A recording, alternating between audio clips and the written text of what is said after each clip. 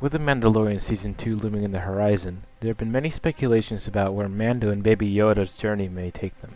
I can tell you guys how hyped we are, so today we're going to discuss 5 things we could see happening in Season 2 of The Mandalorian. Now, spoiler warning, we will be touching up on spoilers for both Mandalorian Season 1 and Star Wars Rebels, so if you haven't seen either of those, now would be a good time to hit the pause button.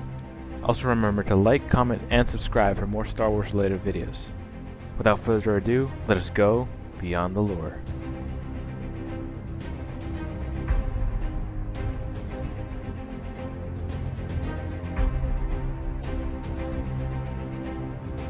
Number 5 should not be a surprise to anyone who has seen the show, as there is a lot of development on it, and that is that we should see Baby Yoda start to learn to use his Force abilities.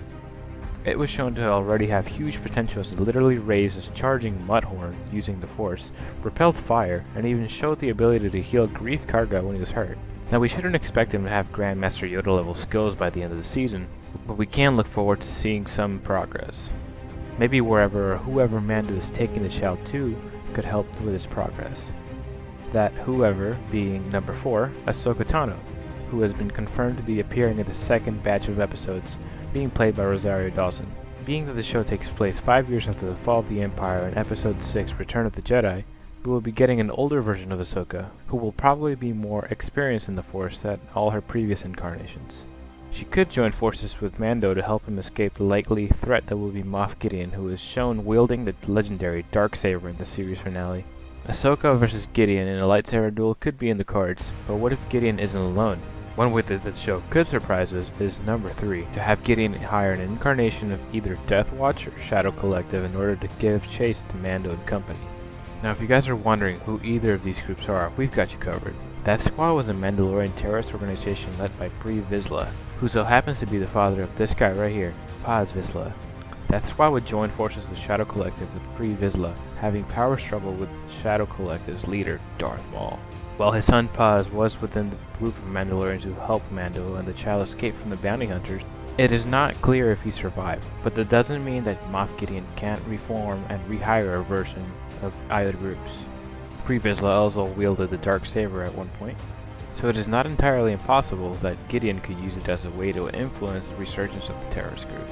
Along with this possible threat also comes another very influential factor, who quite frankly we are freaking out about. That is number 2. The resurgence of the legendary Boba Fett.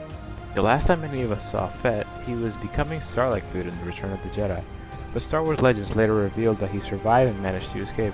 With Boba Fett being confirmed for Season 2, being played by Tamura Morrison, it leaves us wondering if he will also be coming for the child or if he will have a different agenda. Speaking of agendas, we mentioned earlier that Ahsoka could potentially join Mando in his quest for answers regarding Baby Yoda.